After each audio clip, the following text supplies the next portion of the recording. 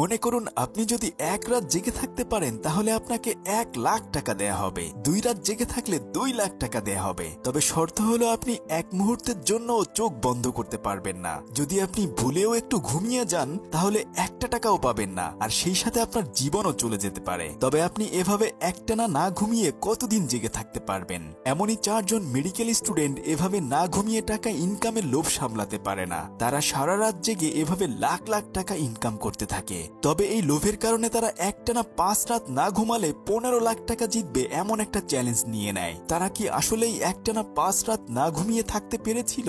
সেটা জানতে হলে অবশ্যই গল্পের শেষ পর্যন্ত থাকতে হবে। তো চলুন দেখে আসি তাদের সেই না ঘুমানোর ভয়াবহ এক যাত্রা। গল্পটা শুরু হয়েছিল একটা মেডিকেল কলেজ থেকে। সেই কলেজের একজন প্রফেসর সমস্ত স্টুডেন্টদেরকে ইনসোমিনিয়ার উপর ক্লাস নিচ্ছিল। আসলে আমাদের স্বাভাবিক মানুষের যেমন 6 থেকে 8 ঘন্টা ঘুমের প্রয়োজন, ঠিক তেমনি এমন কিছু মানুষও রয়েছে যাদের আসলে রাতের বেলা ঘুমই আসে না। এই ঘুম না আসার রোগকেই ইনসোমিনিয়া বলা হয়। তখন প্রফেসর আরো বলতে থাকে যে হয়তো আমরা 1-2 দিন না ঘুমিয়ে কোনো মতে থাকতে পারি, কিন্তু 3 দিনের বেশি যদি না ঘুমিয়ে থাকি তাহলে আমাদের ব্রেন স্বাভাবিকের মতো কাজ করতে পারে না। অনেক বেশি দুশ্চিন্তা আর সেই সাথে মানসিক অশান্তি থেকে এই ঘুম না আসার রোগ হতে পারে। এই রোগের সমস্ত কিছু সে তার স্টুডেন্টদেরকে বোঝাতে থাকে। আর ওই মেডিকেল কলেজে জেইন নামে একটা মেয়েও পড়াশোনা করত।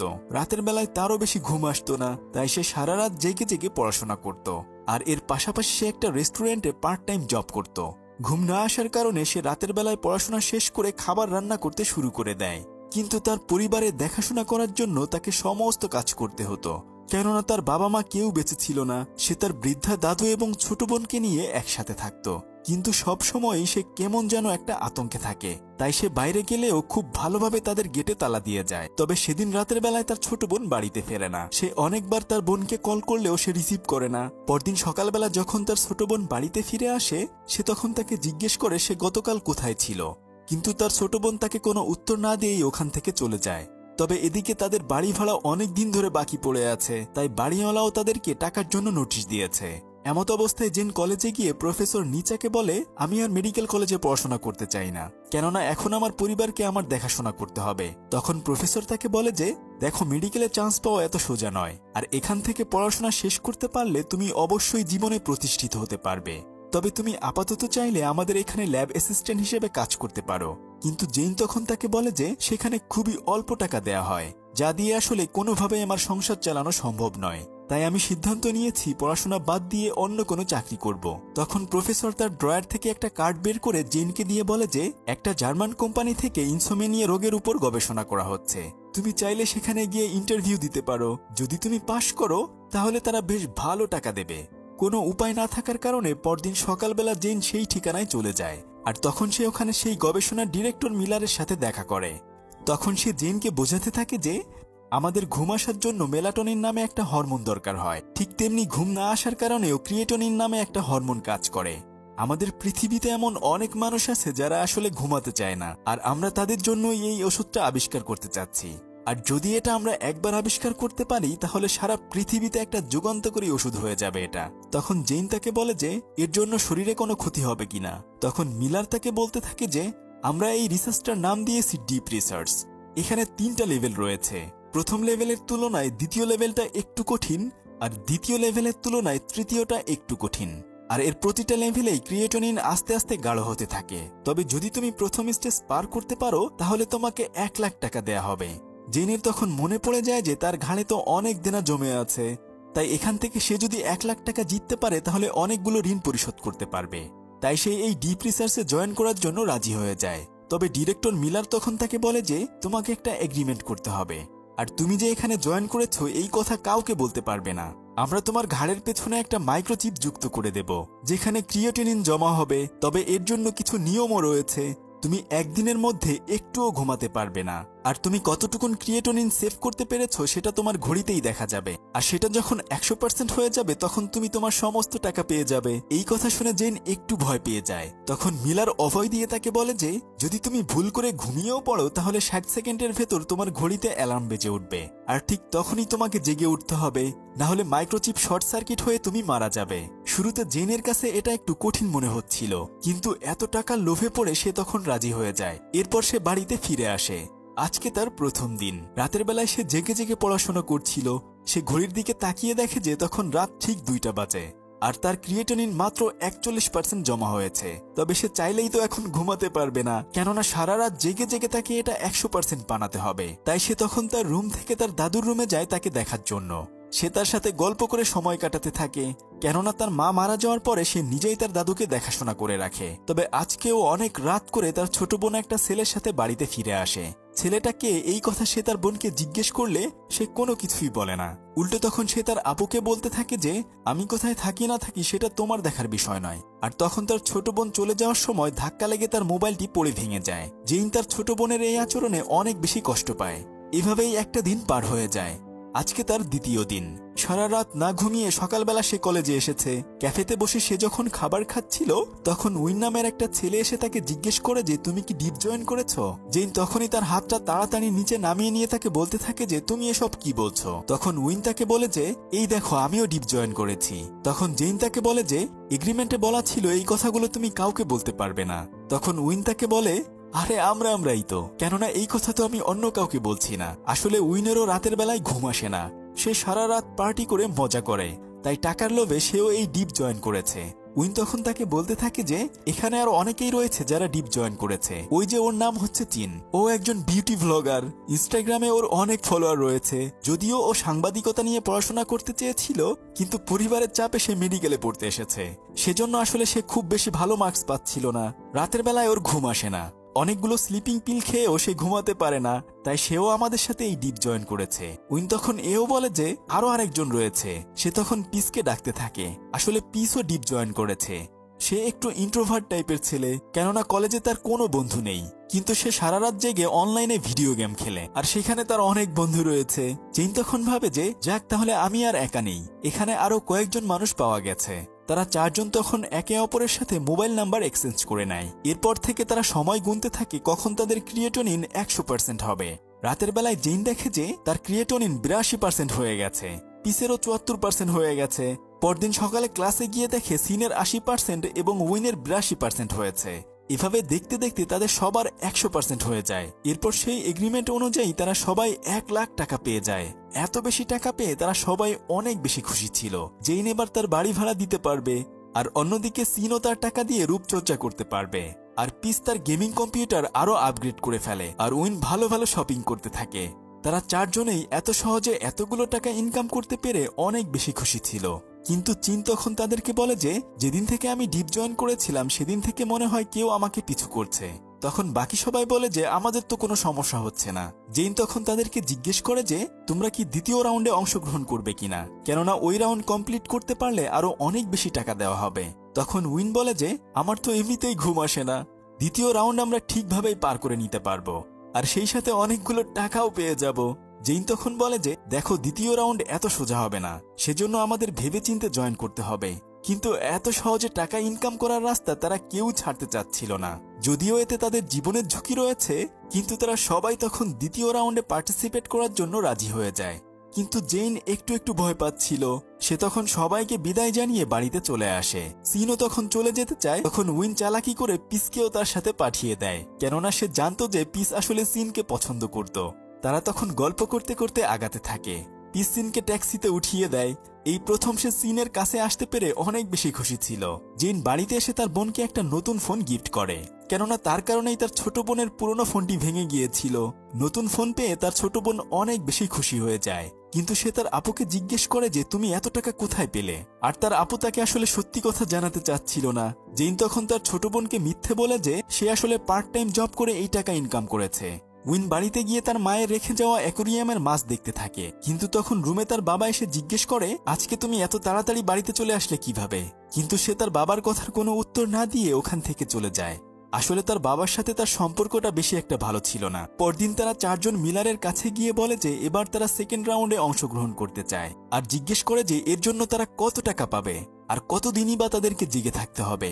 তখন মিলার তাদেরকে বলে যে 100% ক্রিয়েটিনিন হতে হয়তো 5 দিন সময় লেগে যাবে, আর এর জন্য তোমরা 5 লাখ বাত অর্থাৎ 15 লাখ টাকা পাবে। এটা শুনেই তো তারা সবাই অনেক বেশি খুশি হয়ে যায়, আর কল্পনায় ভাবতে থাকে যে জেইন তার সমস্ত পাওনা টাকা পরিশোধ করে ফেলেছে। উইন তার পছন্দের বাইক কিনতে পেরেছে, চিন প্লাস্টিক সার্জারি করতে পেরেছে, আর সেই সাথে রিস চিনকে বিয়ে করতে পেরেছে। তারা তখন তার শর্তে রাজি হয়ে বাসায় ফিরে আসে আর খুব ভালোভাবেই তারা 2 দিন পার করে ফেলে। তৃতীয় দিনে এসে হঠাৎ করেই পিস ঘুমিয়ে পড়ে আর ঠিক তখনই তার অ্যালার্ম বেজে উঠলে কপাল ভালো যে সে উঠে যায়, কিন্তু তার ক্রিয়েটোনিন মাত্র 32% জমা হয়েছে। অন্যদিকে উইনের 44% জমা হয়ে গিয়েছে, কিন্তু এখন সে অনেক ক্লান্ত অনুভব করছে আর 2 চোখ জুড়ে তার ঘুম আসছে। বাস্কেটবল খেলতে গিয়ে সে কোনো কিছুই চোখে দেখতে পাচ্ছিল না আর তখনই সে ওখানে জ্ঞান হারিয়ে পড়ে যায়। তবে তার বন্ধুরা তখন কোনো মতে তাকে জাগিয়ে রাখে, কিন্তু সে মনে করে যে অন্য দলের একজন প্লেয়ার তার মায়ের মৃত্যু নিয়ে কথা বলেছে, তাই সে তখন একজন প্লেয়ারকে মেরে বসে।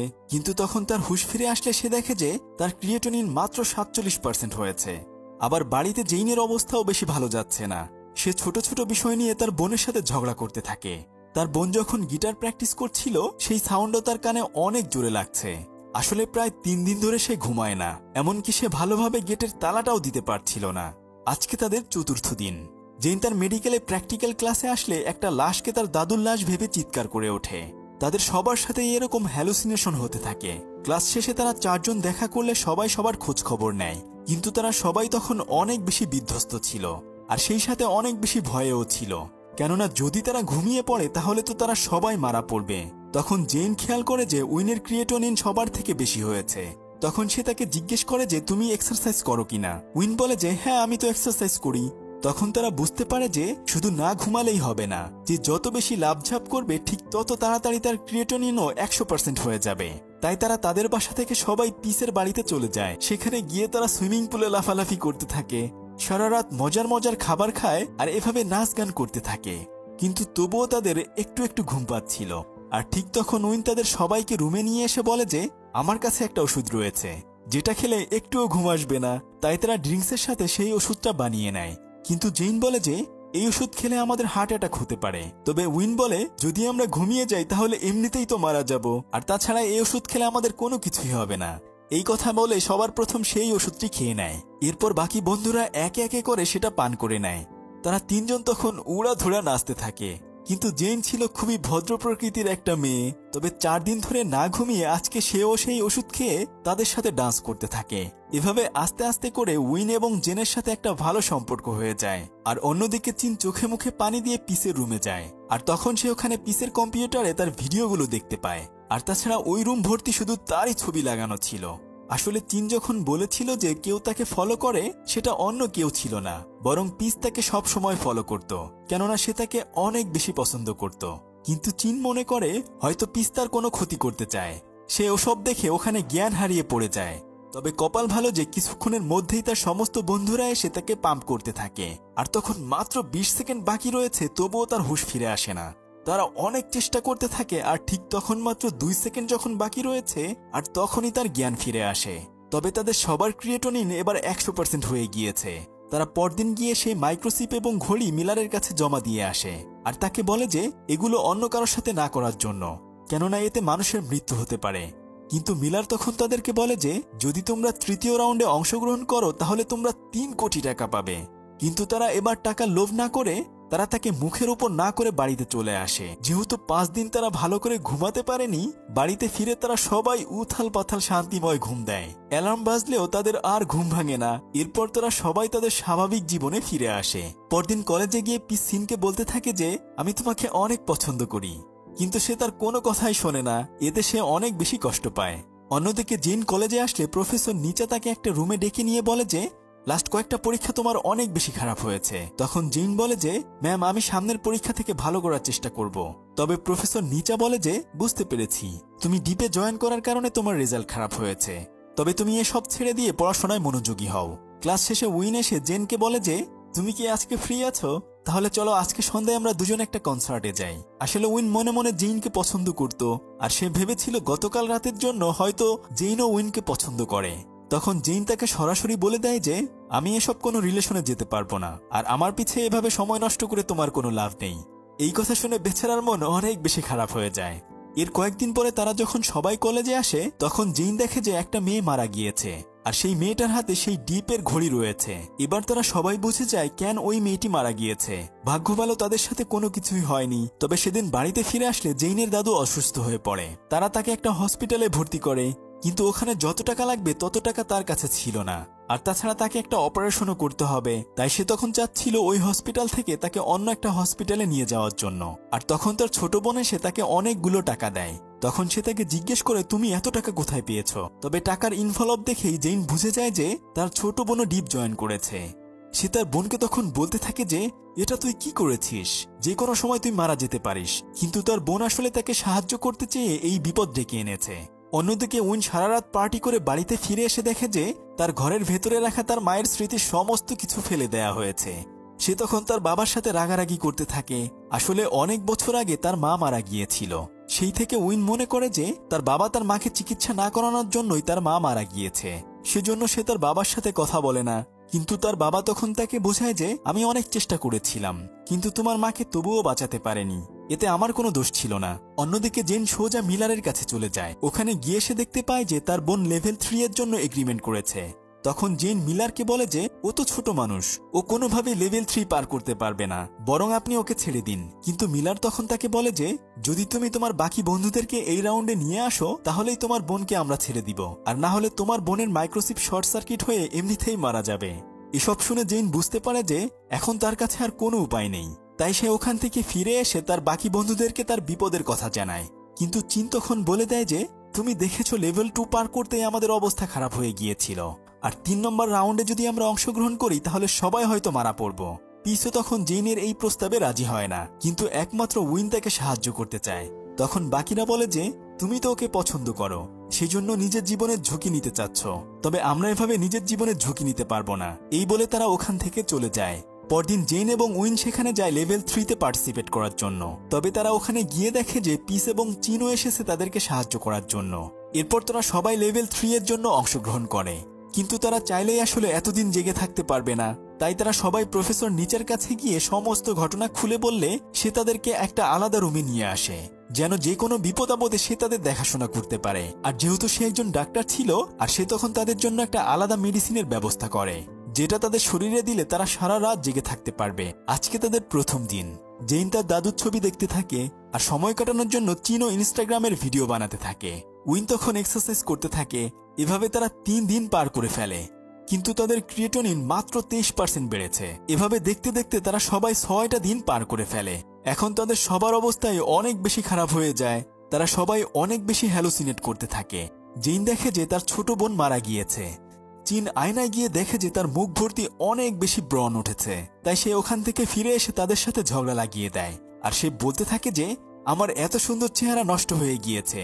আসলে তারা যেহেতু এতদিন ঘুমায় না, এখন তাদের মানসিক অবস্থা কারোরই ভালো ছিল না।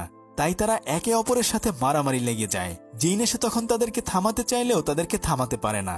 সে তখন প্রফেসরকে খুঁজতে থাকে যেন এসে সে তাদেরকে থামিয়ে দেয়। সে প্রফেসরকে খুঁজতে খুঁজতে একটা রুমে প্রবেশ করে, আর সে ওখানে দেখতে পায় যে তাদের সবাইকে একটা সিসি ক্যামেরায় দেখা যাচ্ছিল, আর তাছাড়া তাদের নামে সমস্ত ফাইলগুলো ওখানে রাখা রয়েছে। তখন সে বুঝতে পারে যে ডিরেক্টর হান্স মিলার আসলে একজন ভাড়া করা লোক, আর এর সমস্ত কিছুর পিছনে ওই প্রফেসর নিচার হাত রয়েছে। আর তখনই ওখানে প্রফেসর নিচা এসে জেনকে বলতে থাকে যে তুমি এখানে এসে একদমই ভালো করোনি। সে তখন কোনো মতে ওখান থেকে দৌড়ে এসে তাদের সবাইকে বলে যে এর পেছনে আসলে প্রফেসর নিচার হাত রয়েছে। তারা তখন পুলিশকে কল করতে চায়, আর তখন প্রফেসর এসে বলে যে এখান থেকে তোমরা কাউকেই কল দিতে পারবে না, কেননা কারোরই মোবাইলে সিগন্যাল ছিল না, আর বাইরে থেকে দরজাও তখন বন্ধ করে দেওয়া হয়েছে। স্পিকারে প্রফেসর তখন বলতে থাকে যে যতক্ষণ পর্যন্ত না তোমাদের ক্রিয়েটনিন 100% হবে ততক্ষণ পর্যন্ত এখান থেকে তোমরা কেউ বের হতে পারবে না। এখন তো তারা খুব ভালোভাবে এখানে ফেসে গিয়েছে। আজকে তাদের 7ম দিন ছিল, কিন্তু উইন তখন জ্ঞান হারিয়ে পড়ে যায়। অনেক ডাকাডাকি করার পরেও তার হুঁশ ফিরে আসে না, যদিও তার ক্রিয়েটনিন তখন 100% হয়ে যায়, আর এর ফলে সে তখন মারা যায়। তখন প্রফেসর নিচা তার কাছ থেকে মাইক্রোচিপটি সংগ্রহ করে নেয়, আর ঠিক তখনই উইন জেগে উঠে তার মাথায় আঘাত করে তাকে ফেলে দেয়। সে তো অবাক হয়ে যায়, কেননা সে ভেবেছিল হয়তো উইন মারা গিয়েছে। আসলে যেহেতু তারা সবাই মেডিকেল স্টুডেন্ট, তাই তারা এই ল্যাবের ভেতরে একটা ওষুধ খুঁজে পায়, যেটা নিজেদের শরীরে ইনজেক্ট করলে কিছু সময়ের জন্য মানুষের হার্টবিট বন্ধ হয়ে যায়। সমস্ত সিসি ক্যামেরা তখন তারা ভেঙে ফেলে এই বুদ্ধি করে উইনের শরীরে তারা ওই ওষুধটি ইনজেক্ট করে নেয়। এখন তারা সবাই প্রফেসর নিচার কাছে জানতে চায় যে সে কেন এমনটা করেছে তাদের সাথে। প্রফেসর নিচা তখন তাদের সবাইকে এর পেছনের ঘটনা খুলে বলে। সে একজন পেশেন্টকে দেখিয়ে বলে যে এই লোকটা আর কেউ নয়, বরং ও আমার হাজবেন্ড ছিল। আজ থেকে প্রায় 24 বছর আগে ইনসোমেনিয়া নিয়ে সে সারা রাত গবেষণা করত। তবে না ঘুমাতে ঘুমাতে তার অবস্থাও অনেক খারাপ হয়ে যায়, তাই একদিন সে নিজেকে শেষ করে দেয়। তবে সে পুরোপুরি মারা না গেলেও কোমায় চলে যায়, আর তাই তাকে 24 বছর ধরে এই ক্রিয়েটোনিন দিয়ে বাঁচিয়ে রাখা হয়েছে। প্রফেসর নিচা মানুষকে টাকার লোভ দেখিয়ে এত বছর ধরে সবার কাছ থেকে ক্রিয়েটোনিন সংগ্রহ করে তার স্বামীকে বাঁচিয়ে রেখেছে। তারা তখন বুঝে যায় যে আসলে প্রফেসর তাদের সবাইকে ব্যবহার করেছে। তখন তারা সবাই তাকে বলতে থাকে যে আপনি একজন মানুষকে বাঁচিয়ে রাখার জন্য এতগুলো মানুষের জীবন নিয়ে ছিনিমিনি খেলতে পারেন না। তখন প্রফেসর বলে যে দেখো, আমি নিজেও এটা করেছি, আর তাছাড়া আমি তো কাউকে বাধ্য করছি না, টাকার জন্যই তোমরা সবাই এটা করেছো। তবে জেইন তখন বলে যে এতগুলো মানুষ মারা গিয়েছে, এর জন্য অবশ্যই আপনি দায়ী। জেইন তখন সমস্ত কিছু পুলিশকে জানাতে চায়, আর তখনই প্রফেসর নিচা তাকে ইঞ্জেকশন দিয়ে অজ্ঞান করে ফেলে। তারা বাকি বন্ধুরা সবাই তখন অনেক চেষ্টা করতে থাকে তার জ্ঞান ফেরানোর জন্য, কিন্তু কোনোভাবেই আসলে তার জ্ঞান ফেরাতে পারছিল না। আর হঠাৎ করে প্রায় তার হার্টবিট বন্ধ হয়ে যায়। আর তখন তারা যখন তার বুকে অনেক জোরে আঘাত করছিল, আর তখনই কপাল ভালো জেইনের এবার জ্ঞান ফিরে আসে। এক ভয়াবহ না ঘুমানোর যন্ত্রণা থেকে তারা সবাই বেঁচে যায়, আর প্রফেসরকে পুলিশ অ্যারেস্ট করে নিয়ে যায়। এরপর তারা সবাই তাদের স্বাভাবিক জীবনে ফিরে আসে। তবে আপনি কি এমন টাকার লোভে নিজের জীবনের ঝুঁকি নিতেন কিনা অবশ্যই কমেন্ট করে জানিয়ে দিন। এতক্ষণ আপনাদের সাথে ছিলাম আমি সাদি। ফিরছি কয়েকদিনের মধ্যেই নতুন কোনো ভিডিও নিয়ে। ততক্ষণে সবাই ভালো থাকুন। আল্লাহ হাফেজ।